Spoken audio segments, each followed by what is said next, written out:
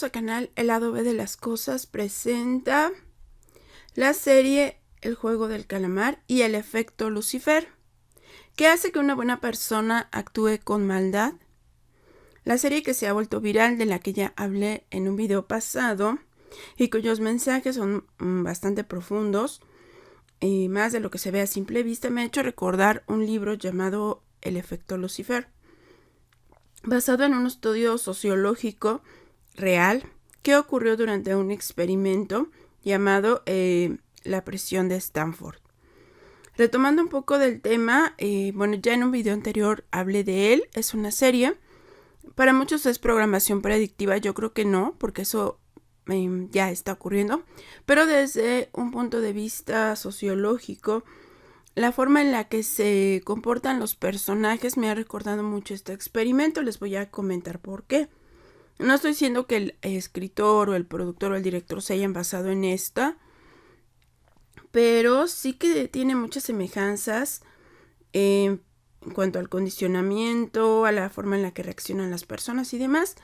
Muy rápido les explico, si no vieron el video anterior o no han visto la serie, pues se trata de un grupo de personas que tienen muchas deudas o problemas económicos fuertes, que ante su desesperación aceptan una propuesta delirante, participar en una serie de retos de supervivencia basado en juegos infantiles coreanos, pero el detalle es que si pierden un reto, pues los matan, ¿no? A cambio, el único ganador recibirá una gran fortuna. Los trabajadores del juego están vestidos de una manera que los provoca que sean deshumanizados. Las tareas que hacen son deshumanizados. Y además también tienen un negocio aparte, que trafican con órganos y bla, bla, todo eso, ¿no? En fin, lo que yo quiero decirles es la forma en la que se comportan en situaciones extremas. Y tengo que hablar de este libro. Este libro, no hay que confundirlo, se llama Efecto Lucifer, pero no tiene nada que ver con un tema religioso. Está escrito por un psicólogo llamado Philip Zimbardo, quien llevó a cabo un famoso y controvertido experimento en 1971 en la Universidad de Stanford, en California. Este experimento fue patrocinado por el gobierno de Estados Unidos. Ese es un detalle importante. El gobierno de Estados Unidos quería analizar o encontrar la razón por la que las personas tienen ciertos comportamientos cuando están en un sistema penitenciario. El psicólogo, a su vez, tenía otro interés, el cual era determinar, o tenía una teoría, ¿no? ¿Qué tanto influyen las circunstancias en el libre albedrío? Es decir, una persona buena puede transformar su carácter, sus valores en una situación extrema, hasta tal punto de cometer actos malvados o no. Entendiendo, yo sé que está de moda que digan no existe el bien, no existe el mal, lo promueven mucho en las series, en las películas, y la gente ya lo repite como un mantra, no hay bien ni mal. Pero para efectos, yo creo que sí existe la maldad y sí existe la bondad, solo que nos manipulan para hacernos perder este tipo de valores, ¿no? Que ya sin un sistema de valores y sin saber que ciertas cosas, pues como dañar a los demás y tal, no es correcto, es más fácil que perdamos la empatía y tengamos ciertos comportamientos. Pero bueno, para efectos del libro, el psicólogo identifica la maldad no desde un punto de vista religioso ni nada de eso. Él lo describe así: la maldad consiste en obrar deliberadamente de una forma que dañe, maltrate, humille, deshumanice o destruya a personas inocentes, o en hacer uso de la propia autoridad del poder sistema para alentar o permitir que otros obren así en nuestro nombre. Así es como lo determina este psicólogo y así es como se maneja. Y la pregunta es, ¿son las circunstancias en las que determinan la maldad o la bondad de las personas, o es su libre albedrío? Me acordé mucho de este libro por una reflexión final que hace un personaje sobre las personas que ya en la actualidad son incapaces de ayudar desinteresadamente a los demás, es decir, que carecen de empatía.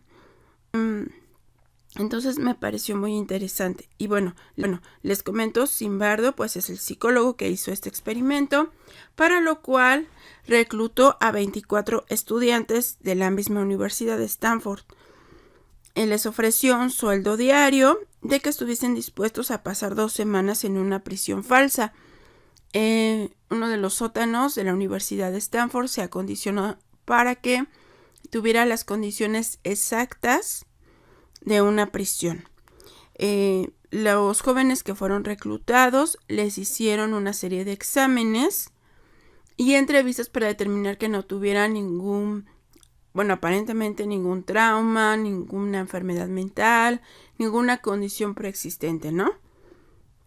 Además eran de clase media y clase alta y también eran en su mayoría blancos. Eso quiere decir que no hay un componente racial en este experimento, así es como lo manejan, o sea que lo que les voy a contar no pasó porque fuera de diferente color, ¿no?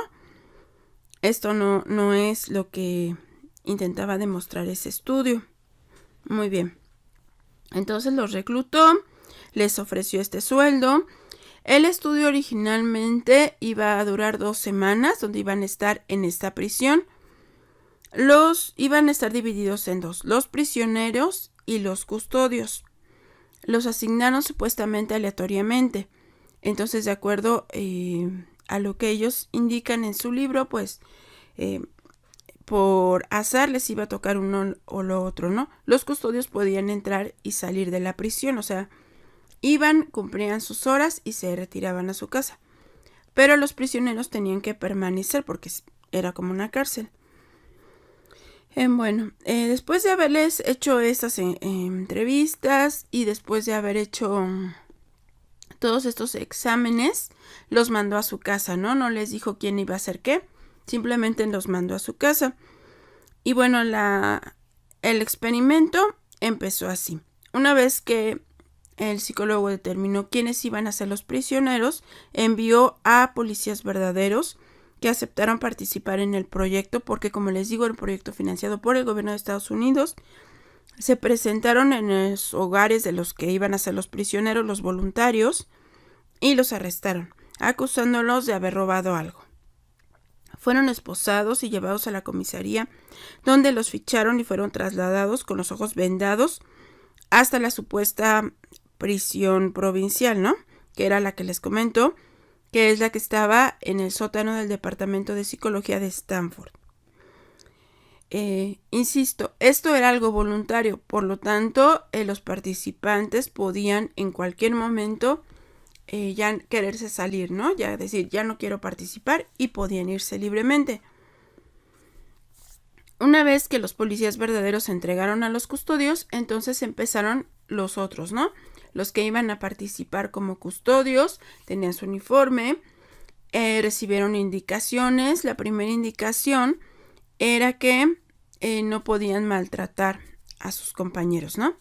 Los que fueron utilizados como voluntarios, como prisioneros, al llegar a esta prisión, fueron desnudados, inspeccionados, despiojados, desinfectados, y recibieron un uniforme que consistía en una camiseta larga con un número sin ropa interior, unas sandalias de goma y una gorra de nylon.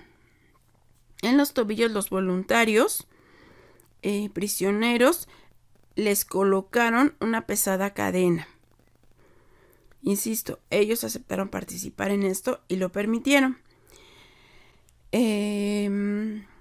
Aquí vemos que había un motivador, ¿no? También motivador de dinero, no tanto como en la serie, donde en la serie, que pasaba todos los retos y el único ganador iba a recibir millones. Pero aquí no, aquí los 24 iban a recibir un sueldo diario, no tan fabuloso, pero lo iban a recibir. Entonces, insisto, las condiciones del experimento indicaban que los custodios tenían que cumplir con ciertas tareas, como hacer unas listas diarias y demás, pero en ningún momento ejercer algún daño a las personas. Pero esto no ocurrió. De hecho, como les comento, el experimento estaba hecho para durar 2 semanas y únicamente duró 6 días debido a los acontecimientos que les voy a comentar. Había también un tercer grupo que eran los observadores, los cuales no iban a participar en ninguna actividad, no iban a influir ni nada, simplemente estaban ahí para tomar notas y analizar cómo iba este experimento. Una de las cosas más controvertidas es que Zimbardo estuvo presente y él tenía un puesto como director de la prisión. Entonces, según los testimonios de quienes participaron, porque después lo que pasó en este experimento, hubo una investigación oficial, se llevó a juicio y tal. Los que participaron ahí afirmaron que Zimbardo había participado y que además promovía ciertas acciones, ¿no? En los custodios, o sea que promovía el daño que estuvieron haciendo. Según los testimonios de algunos voluntarios que participaron como custodios, ellos afirmaron que el primer día les había resultado muy aburrido. Cumplían con sus acciones y se iban a su casa y ya les pareció muy aburrido. Así que para el segundo día, los custodios dijeron que iban a actuar como custodios crueles, que iban a ser como policías malvados. Cuando les preguntaron por qué, dijeron que pues por aburrimiento, para divertirse un rato. En la serie, cuando un personaje le pregunta a otro por qué habían hecho este juego, fue la misma respuesta, que pues para divertirse porque estaban muy aburridos, entonces les parecía divertido, ¿no? Bueno, entonces les decía, una vez que les quitaron la ropa y todo esto, a los prisioneros les pusieron sin ropa interior, nada más una camisa larga. También a los prisioneros los empezaban a identificar con números, evitando llamarlos por su nombre. Eso pasa también en la serie.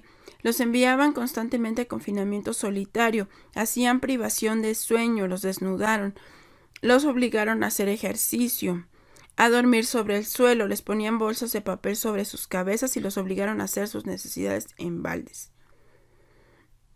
Eso pasó en una universidad, y la gente lo aceptó. Lo más curioso es que los prisioneros no abandonaron el experimento, se quedaron, aceptaron las reglas. Los custodios, por lo contrario, hasta decidieron trabajar tiempo extra, es decir, tiempo extra por gusto, pasaban más tiempo, si tenían que cumplir 6 horas, ellos iban y cubrían 8 horas. Y lo hacían sin que hubiera ninguna remuneración extra ni para ganar un bono, simplemente para ayudar a sus otros compañeros custodios o porque les parecía muy divertido.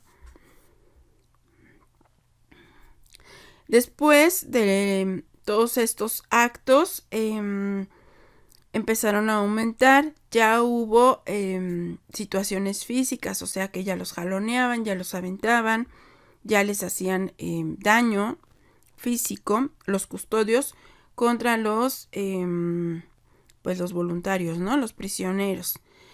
En ningún momento, según este libro y según los informes, ni siquiera los prisioneros pidieron que se determinara el experimento, o sea, que no pedían salirse ni tampoco pidieron parar el experimento. Todos asumieron que lo que ocurría era natural, que así era como debían de comportarse los custodios y los prisioneros en una cárcel. Los niveles de violencia fueron tan extremos que hubo personas que resultaron lastimadas, traumadas y demás. Y al sexto día, el equipo de investigación ya no soportó lo que estaba pasando ahí y decidieron poner fin a este experimento. Otras versiones, el autor del psicólogo dice que él fue el que lo detuvo, ¿no? Pero en realidad muchos testimonios dicen que el psicólogo pues quería seguir haciendo estas cosas, quería que el estudio continuara las 2 semanas y que además alentaba este tipo de acciones.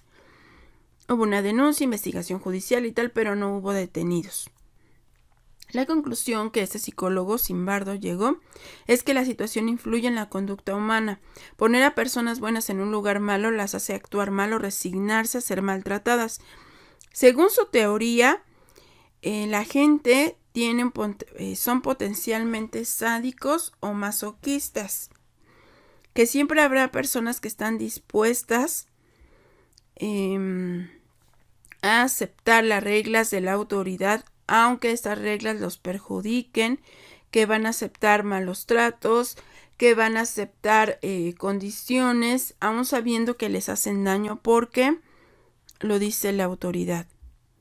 Y también hay personas que son potencialmente sádicas, que disfrutan lastimando a los demás o que simplemente pueden lastimar a los demás si las condiciones son necesarias sin que tengan ningún remordimiento.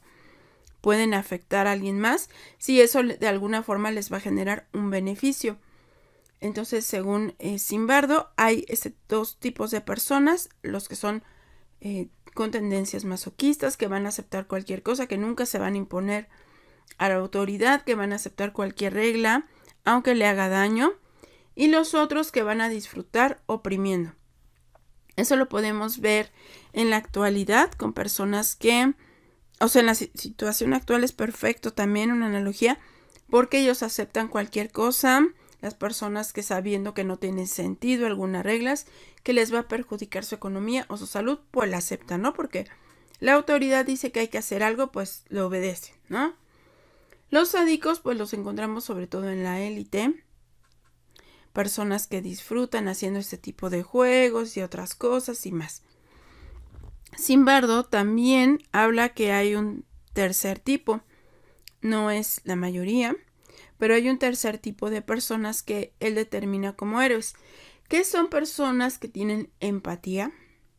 Los otros dos grupos ya no tienen empatía, pero esos tercer grupo tienen empatía.